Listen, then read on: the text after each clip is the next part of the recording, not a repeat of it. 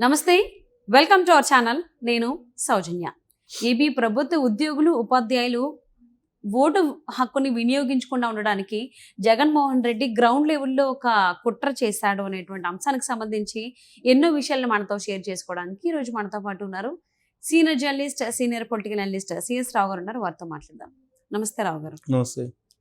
AP ఉద్యోగులు అంటే ప్రభుత్వ ఉద్యోగులు అలాగే ఉపాధ్యాయులు కూడా ఓటు హక్కును వినియోగించుకోకుండా ఉండడానికి జగన్మోహన్ రెడ్డి భారీ కుట్రను ప్లాన్ చేశాడు గ్రౌండ్ లెవెల్లో. దానికి సంబంధించి అసలు ఏం చేశాడు ఏంటి? సో ఇది ఆ కుట్ర అనేది ఇప్పుడు బయటకు వస్తుంది. దానికి సంబంధించి ఉపాధ్యాయులు కానీ లేదంటే ప్రభుత్వ ఉద్యోగులు కానీ కంప్లైంట్స్ చేస్తున్నారు. అందుకని ఈ కుట్ర బయటకు వచ్చింది. ఇది ఇప్పటికిప్పుడు చేసినటువంటి కుట్ర కాదు. దాదాపు సంవత్సరం నుంచి చేస్తున్నటువంటి ఒక ప్రక్రియలో, ఎన్నికల ప్రక్రియలో భాగంగా చేసినటువంటి కుట్ర ఇది. అందుకే ఇప్పుడు బయటపడింది. అది కూడా ఉపాధ్యాయులు, ఉద్యోగులు బాగా తెలుసు కాబట్టి వాళ్ళకి, అందుకు ఆ కుట్రని బయట పెట్టారు. ఎందుకు అసలు ఆ కుట్రను చేయాల్సినటువంటి అవసరం వచ్చింది జగన్మోహన్ రెడ్డికి? ఎందుకు చేశారు? కేవలం ప్రభుత్వ ఉద్యోగులు, ఉపాధ్యాయుల మీదనే అని అంటే వీళ్ళకి సిపిఎస్ రద్దు చేస్తానని చెప్పేసి హామీ ఇచ్చారు 2019 ఎన్నికల ముందు. అదే ఉందన్న 15 రోజుల్లో చేసేద్దామని చెప్పాడు వాళ్ళకి. గెలిచిన తర్వాత కూడా 2019లో ముఖ్యమంత్రిగా ప్రమాణ స్వీకారం చేసిన తర్వాత ఆయనకు అభినందన సభ పెట్టారు ఉద్యోగులందరూ కూడా. ఆ సందర్భంగా సార్ మాకు సిపిఎస్ రద్దుకు సంబంధించిన హామీ ఇచ్చారు అని అంటే, అదే ఉందన్న 15 రోజుల్లో చేసేద్దాం, అదే ఉంది అని అంటే అప్పుడు అందరూ చప్పట్లు కొట్టి వీలలు కూడా వేశారు కొంతమంది ఆ సమావేశంలో.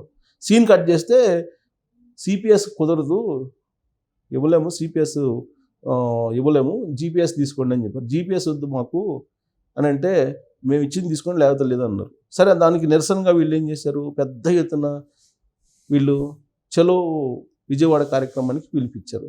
మొట్టమొదట జగన్మోహన్ రెడ్డి మీద బాగా భారీగా సక్సెస్ అయినటువంటి నిరసన సభ ఏదైనా ఉందంటే అదే చలో విజయవాడ. కొన్ని లక్షల మంది చుట్టుముట్టారు.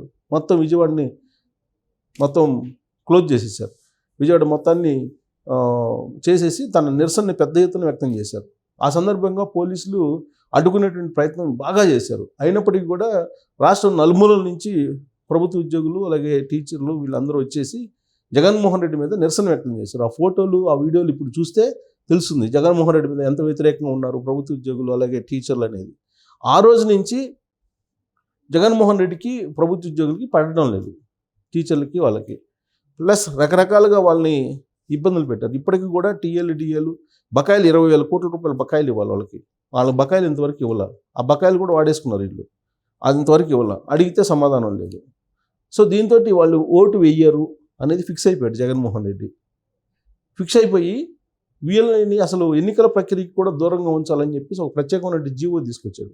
ఉపాధ్యాయులు అనేవాళ్ళు బోధనకే పరిమితం కావాలి, బోధనేతర యాక్టివిటీస్కి దూరంగా ఉండాలని ఒక ప్రత్యేకమైన జీవో తీసుకొచ్చి ఉపాధ్యాయులందరినీ కూడా ఎన్నికల ప్రక్రియకి దూరంగా ఉంచాలనేటువంటి ప్రయత్నం చేస్తూ జీవో తీసుకొచ్చారు. అంతకుముందు ఏం చేసేవాళ్ళు, ఓటర్లకు సంబంధించి ఓట్ల జాబితా తయారు చేయడం కానీ, ఓటర్ లిస్ట్ తయారు చేయడం కానీ, ఇవన్నీ కూడా ఉపాధ్యాయులు చేసేవాళ్ళు మనకి పూర్వం నుంచి కూడా. తర్వాత ఎన్నికల ప్రక్రియలో కూడా వాళ్ళే కీలకంగా ఉండేవాళ్ళు. ఈయన ప్రత్యేకమైన జీవో తీసుకొచ్చి బోధనేతర యాక్టివిటీస్కి దూరంగా ఉండాలి ఉపాధ్యాయులు అని చెప్పి ఒక జీవో తీసుకొచ్చి దూరంగా పెట్టాలని చెప్పి చూశారు.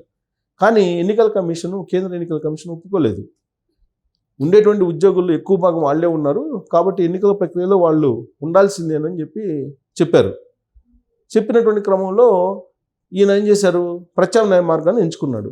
ఏమి ఎంచుకున్నాడు అని అంటే, వీళ్ళ ఓట్లు వీళ్ళనంత వరకు వీళ్ళు వేయకుండా చెయ్యాలి వీళ్ళని అని చెప్పి ప్లాన్ చేశారు. ప్లాన్ చేసి ఏం చేశారు, వీళ్ళు చేసిన పని ఏంటంటే, దాదాపుగా ఒక 5-6 నెలల నుంచి ఎన్నికలకు సంబంధించిన ఏర్పాట్లు జరుగుతున్నాయి. కేంద్ర ఎన్నికల సంఘం వచ్చి రివ్యూ మీటింగ్లు పెట్టింది. చాలా రివ్యూ మీటింగ్లు పెట్టి ఏర్పాట్లు చాలా కాలం, దాదాపు సంవత్సరం నుంచి చేస్తూ ఉంటారు జనరల్గా. ఆ ఏర్పాట్లు పూర్తి అయింది అనుకున్నప్పుడే కేంద్ర ఎన్నికల సంఘం షెడ్యూల్ ప్రకటిస్తుంది. సో అది మొత్తం ఏర్పాట్లు జరిగేటువంటి క్రమంలోనే చీఫ్ సెక్రటరీ అలాగే డీజీపీ వీళ్ళ సహకారంతో గ్రౌండ్ లెవెల్లో పోలింగ్ ఆఫీసర్, రిటర్నింగ్ ఆఫీసర్ ఎవరు ఉండాలి, రిటర్నింగ్ ఆఫీసర్ అనే అతను అథారిటీ. రిటర్నింగ్ ఆఫీసర్ ఏ నిర్ణయం తీసుకుంటే ఆ నిర్ణయం ఫైనల్ అయిన ఎలక్షన్ కమిషన్లో. సపోజ్ నువ్వు నామినేషన్ చేసావు, నీ నామినేషన్ చెల్లుతుందా చెల్లదా అనేది ఆయన డిసైడ్ చేస్తారు. నీది ఒకసారి చెల్లదు అని చెప్పి ఆయన ఆమోదవంతుడే సంతకం పెట్టేశారంటే నీది కరెక్ట్గా ఉన్నా కానీ నువ్వు కోర్టులో పోయి తేల్చుకునేటప్పటికి మళ్ళీ ఎలక్షన్ కూడా వచ్చింది. అంటే ఆ రోల్కి అంత పవర్ ఉంటుంది రిటర్నింగ్ ఆఫీసర్స్కి. ఆ రిటర్నింగ్ ఆఫీసర్స్ ఎక్కువ ఎవరు ఉంటారు, ఆర్డీఓలు. నియోజకవర్గ రిటర్నింగ్ ఆఫీసర్, ప్రతి నియోజకవర్గానికి ఒక రిటర్నింగ్ ఆఫీసర్ ఉంటారు. అలాగే పోలింగ్ బూతుల్లోనేమో polling officers, assistant polling officers వీళ్ళు ఉంటారు. తర్వాత మళ్ళీ ఇంకేసేవాళ్ళు వాళ్ళు సహాయకులుగా ఉంటారు. పోలింగ్ కేంద్రంలో వచ్చేటప్పటికి polling officer, assistant polling officer, అక్కడ సహాయకులు మొత్తం 5-6 ఉంటారు, వీళ్ళు ఉంటారు. అక్కడ పోలింగ్ కేంద్రానికి వచ్చేటప్పటికేమో పోలింగ్ ఆఫీసర్ ఇంపార్టెంట్ అక్కడ. కానీ వాళ్ళ మీద ఎవరు ఉంటారు? రిటర్నింగ్ ఆఫీసర్ ఉంటాడు వీళ్ళందరి మీద. రిటర్నింగ్ ఆఫీసర్ అంటే నియోజకవర్గానికి ఒకళ్ళు ఉంటారు.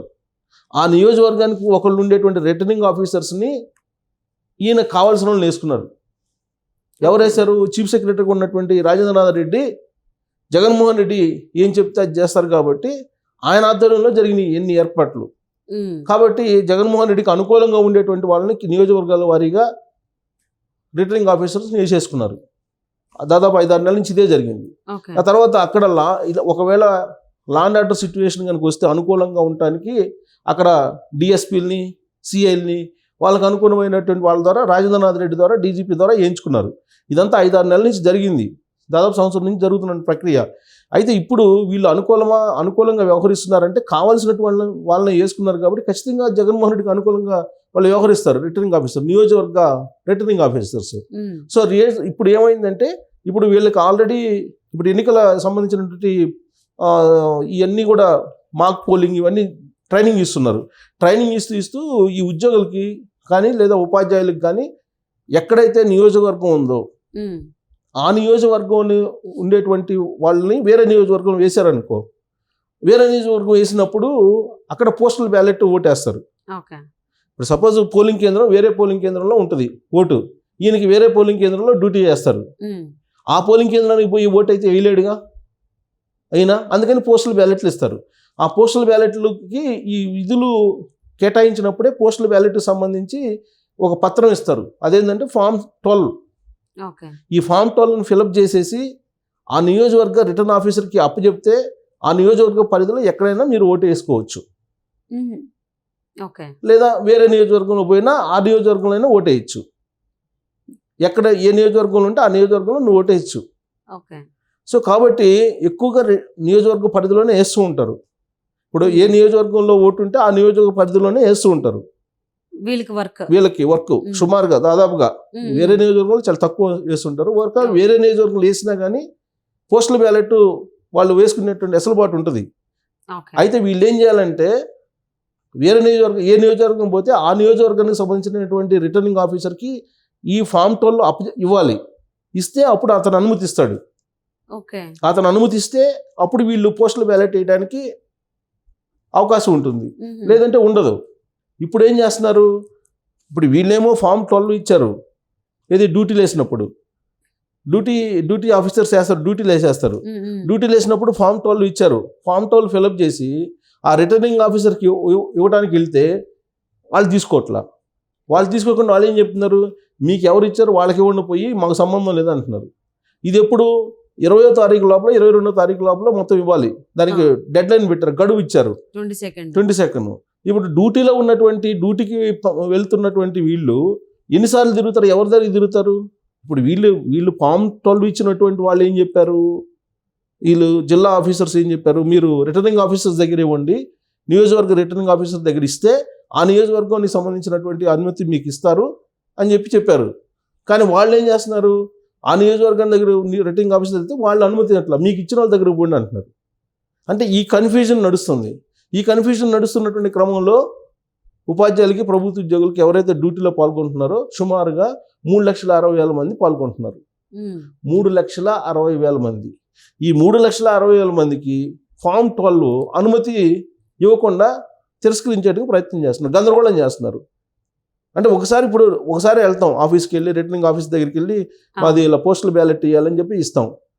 అతను రిజెక్ట్ చేస్తే మళ్ళీ ఎన్నిసార్లు తిరుగుతారు వీళ్ళు? సో అంటే ఓవరాల్ గా జగన్మోహన్ రెడ్డి అధికారంలోకి వచ్చి రాగానే కూడా ప్రభుత్వ ఉద్యోగుల్ని, ఉపాధ్యాయుల్ని ఇబ్బంది పెట్టాడు. ఇప్పుడు అధికారం దిగిపోతున్నప్పుడు కూడా ప్రభుత్వ ఉద్యోగులు, ఉపాధ్యాయులు అంటే వాళ్ళు ఓటు వేయకూడదు. వాళ్ళు ఓటు వేయకుండా, ఓటు వేస్తే వ్యతిరేకంగా వేస్తారని తెలుసు కాబట్టి ఆయనకి, అందుకే ఇక్కడ వరకు ఓటు వేయకుండా ఇప్పుడు తిప్పుకునేటువంటి కార్యక్రమం చేస్తారు, 2-3 రోజులు తిరుగుతారు. తిరిగిన తర్వాత వాళ్ళు లేకపోతే ఇందులో ఓటు అని చెప్పి చాలా మంది ఉపసంహరించుకునే అవకాశం ఉంది కదా, పోస్టల్ బ్యాలెట్ వేయకుండా. సో అందుకని ఈ ప్రయోగం ఇప్పుడు ఆర్ఓలు అసలు నియోజకవర్గ రిటర్నింగ్ ఆఫీసర్స్ని జగన్మోహన్ రెడ్డి చాలా ప్లాన్డ్గా గ్రౌండ్ లెవెల్లో అనుకూలమైనటువంటి వాళ్ళని వేయించుకున్నారు. అది చీఫ్ సెక్రటరీ జవహర్ చేశారు. గత ఏడాది నుంచి అదే ఎక్సర్సైజ్ నడిచింది అనేదానికి నిదర్శనం ఇప్పుడు కనిపిస్తున్నటువంటి ఈ ఎపిసోడ్. సో ఓకే, మరి ఏపీ ప్రభుత్వ ఉద్యోగులు ఉపాధ్యాయులు కూడా వారి వారి ఓటు హక్కుని ఏ విధంగా వినియోగించుకుంటారు అనేది చూద్దాం రాబోయే కొన్ని రోజుల్లో. ఈ భారీ కుట్ర నుంచి తప్పించుకుని